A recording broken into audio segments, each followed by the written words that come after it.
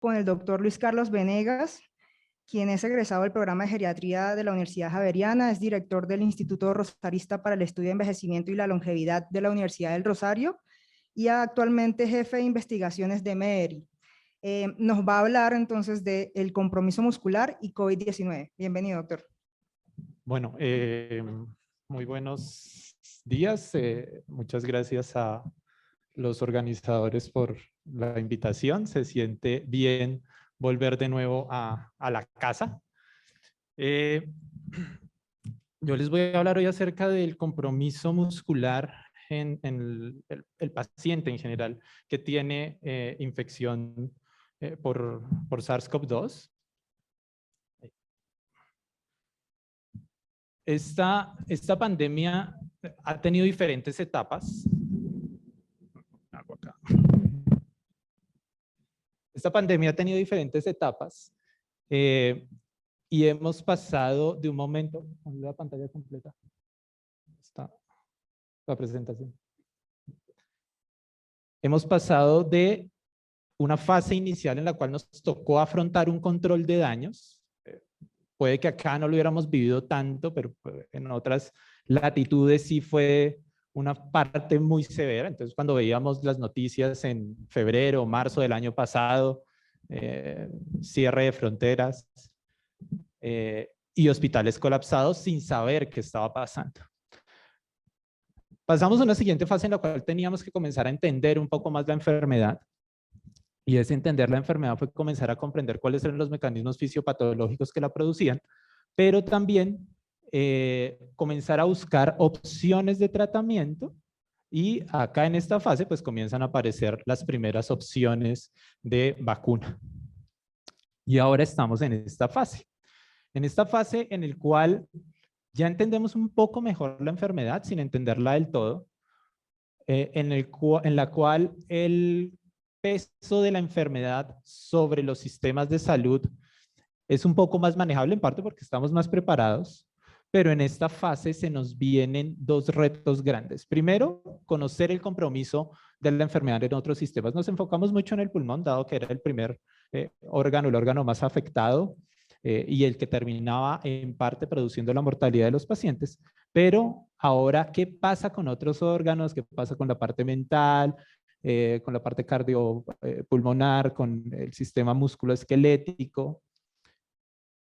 ¿Y qué va a pasar a largo plazo? El largo plazo creo que es el problema más grande del cual nos vamos a enfrentar ahora. Y San Ignacio y Javeriana, teniendo ahora una unidad de recuperación funcional, creo que va a tener un papel protagónico en esto, y es cómo vamos a manejar estos pacientes a largo plazo. ¿Qué va a pasar? No solo desde el punto de vista pulmonar, sino desde el punto de vista de otros órganos.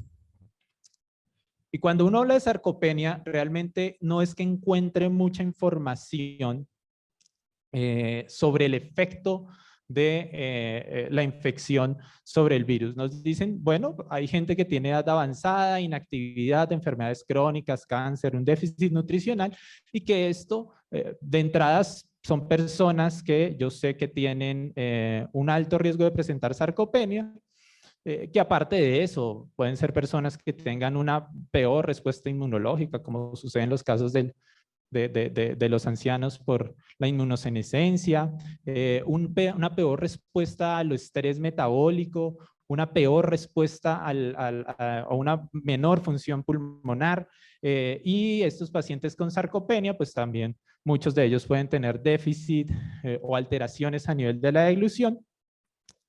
Y esto hace que el paciente que tiene sarcopenia y se infecte, pues tenga mayor riesgo.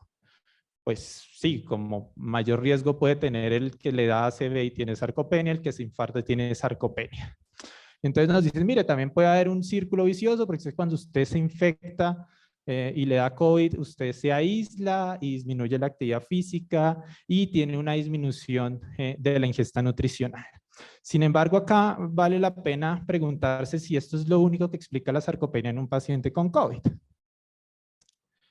Y entonces ya comienzan a aparecer de pronto explicaciones algo más complejas, y entonces nos metemos en dos escenarios. Uno, lo que nos llevó el aislamiento, que era lo que se le prestaba mucha atención en cuanto a sarcopenia al inicio. Entonces ahí es donde uno ve, por ejemplo, las recomendaciones de la Sociedad Asiática para el estudio de la sarcopenia, en la cual venía a decir, oiga, ojo, porque esta gente se queda aislada, se mueve poco, y al moverse poco, pues son personas que van a tener un alto riesgo de presentar sarcopenia.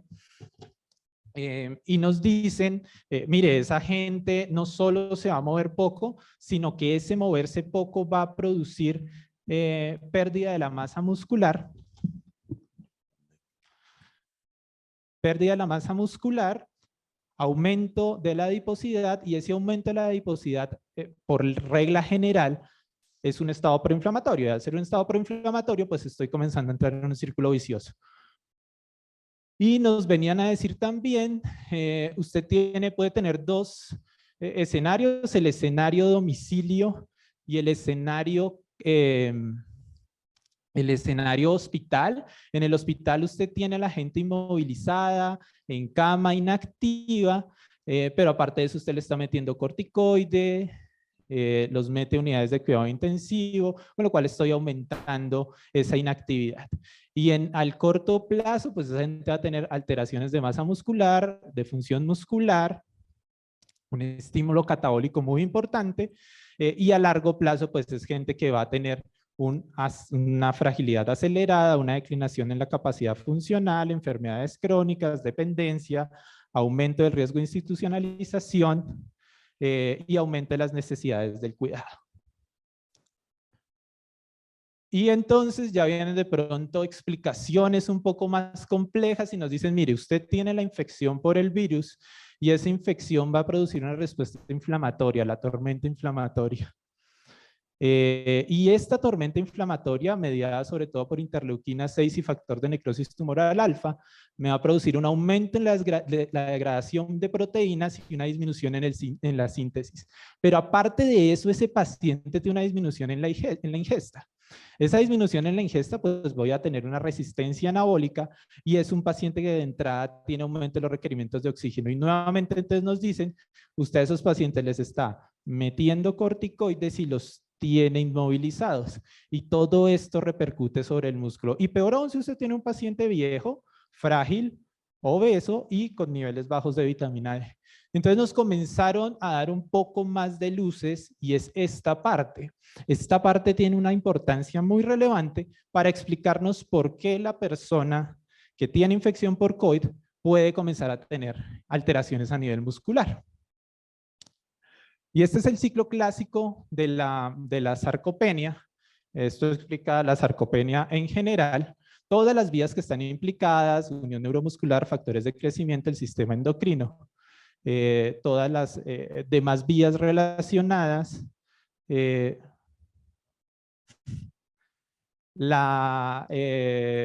aumento de la proteólisis y todos los mediadores inflamatorios.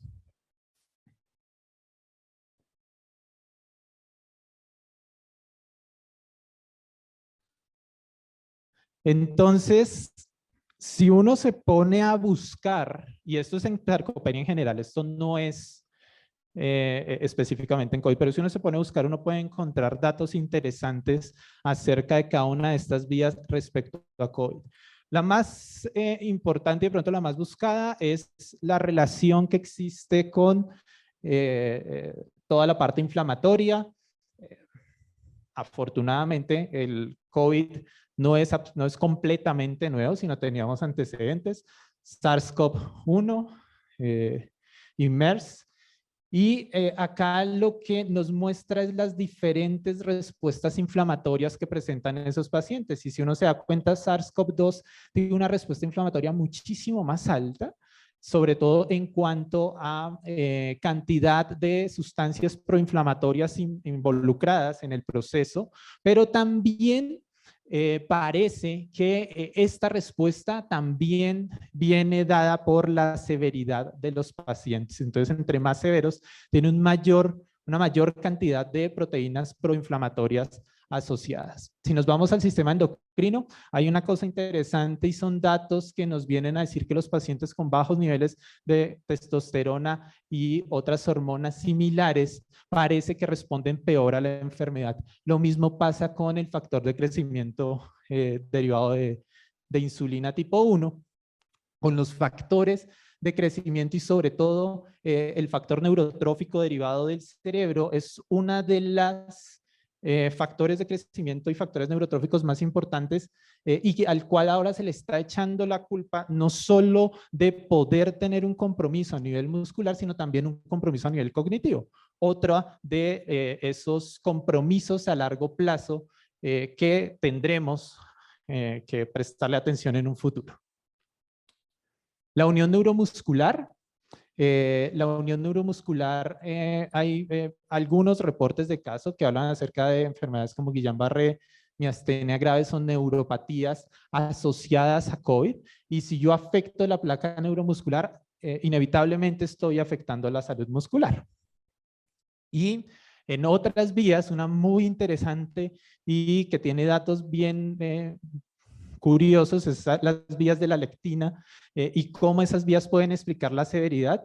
Y por ejemplo, en esta gráfica ustedes ven que pacientes con COVID leve, pacientes sanos con COVID moderado y COVID severo, los pacientes que tienen COVID severo tienen un mayor nivel de leptina en parte por la resistencia que se está generando. Pero también tenemos datos que nos hablan acerca de la composición corporal y cómo el COVID parece afectar. Este es un primer trabajo. Este trabajo se hace con bioimpedanciometría y nos dice, mire, usted tiene pacientes que ingresan a guardia general o que ingresan a UCI y esos pacientes cuando se les hace bioimpedanciometría tienen diferencias en el músculo esquelético, en el índice de masa muscular esquelética. Sin embargo, si ustedes se ponen a ver, lo curioso es que los pacientes que entran a UCI tienen mayor masa muscular. ¿Cómo es eso? ¿Qué pasó? Raro, ¿no? Pues no, lo que pasa es que en este estudio, el efecto de sobrecarga cuando uno hace bioimpedanciometría, de sobrecarga hídrica, asume de por sí que la carga hídrica es extracelular, no intracelular. Y si yo el paciente lo tengo en UCI, en un paciente que generalmente está muy crítico y muy malo, pues va a tener una gran carga hídrica. Entonces, por eso es esa diferencia. Este estudio no mostró asociación entre los parámetros de composición corporal y los desenlaces evaluados y pues obviamente fue un estudio muy pequeño que no se realizó, no se definió claramente por protocolo el momento de realizar la bioimpedanciometría. Fue un análisis netamente descriptivo. Y pues obviamente no tiene un tamaño de muestra calculado y por eso pues digamos que tampoco tiene una gran inferencia estadística. Pero vienen trabajos un poco más interesantes y este trabajo, y esto digamos que a uno le abre las ideas para sacar trabajos de investigación porque ¿cuántas tomografías hay en San Ignacio? Muchísimas. Y este trabajo fue un trabajo basado en TAC y lo que hacían era evaluaban la composición corporal mediante TAC en pacientes admitidos a unidad de cuidado intensivo y lo evaluaban en el músculo erector de la columna, que es un músculo compuesto por 3 músculos. Acá está el músculo erector, el músculo el longísimo, el espinoso y el iliocostal. Y lo que hicieron fue evaluar la parte transversa de ese músculo aproximadamente en T12. Y el desenlace primario era mirar las diferencias en composición corporal en pacientes que ingresan a UCI en personas delgadas y obesas. Si ustedes se dan cuenta, barras grises, personas obesas, barras blancas, personas delgadas, pre y post-UCI, el post-UCI fue 20 días después, las personas obesas tenían una mayor disminución de la masa muscular. ¿Por qué? Porque es que las personas obesas tienen un componente proinflamatorio muy claro y definido en la cual tenemos nuevamente la leptina, toda la cascada inflamatoria que se produce. Esto va a producir un colapso mitocondrial. Aparte de eso va a tener una proteólisis a nivel muscular y todo esto repercute sobre el componente muscular, no solo en masa, sino también en función. Pero ¿es solo la inflamación? Y esta es una pregunta interesante porque si nosotros vemos la vía de entrada de el virus dentro de las células es a través del receptor de enzima convertidora de angiotensina y la proteasa transmembrana de serina 2. Y esos receptores no están únicamente en el pulmón, esos receptores están en varios tejidos y este, por ejemplo, es la expresión genética de cada una de las células que pueden componer el músculo esquelético y cómo se encuentra esta expresión de estos receptores en el músculo. Entonces, esto viene a plantearnos la pregunta de si solo es la respuesta inflamatoria o será que el virus tiene un efecto directo sobre el músculo. No hay datos claros.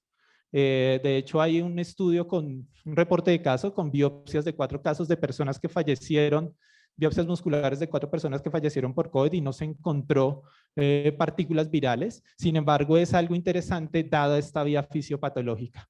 Y acá nos tenemos que comenzar a pensar si hay interrelación entre las vías o si hay factores genéticos que predisponen a que una persona con COVID presente mayor compromiso a nivel muscular. Y en parte para responder alguna de esas preguntas, diseñamos un estudio que en este momento está en fase de arranque, en el cual tomamos gente con COVID y sin COVID, se les hace un screening, estos son pacientes que ya van a tener el alta hospitalaria y antes del egreso se les hace medición de sustancias proinflamatorias, interleuquina 1, 6, PCR y factor de necrosis tumoral alfa, y se les hace una evaluación física, tanto de capacidad aeróbica como una evaluación de bioimpedanciometría, y lo que tratamos de mirar es no solo si hay diferencia en cuanto a sarcopenia, sino también si las personas, si esa sarcopenia me la explica ese estado proinflamatorio, y también cómo responden esas personas al alta a la actividad aeróbica. Como conclusiones, igual que en otros órganos, las vías sobre las cuales el SARS-CoV-2 puede afectar el músculo son múltiples y muy complejas. El compromiso inflamatorio parece de momento ser el responsable directo, y cuando yo esté evaluando a mi paciente al momento de definir la rehabilitación, ese compromiso muscular es algo que voy a tener que mirar y voy a tener que seguir a largo plazo porque no sabemos para dónde van a coger esos pacientes. Y obviamente que se requieren más estudios que nos permitan evaluar esas vías fisiopatológicas de una manera muchísimo más clara. Muchísimas gracias.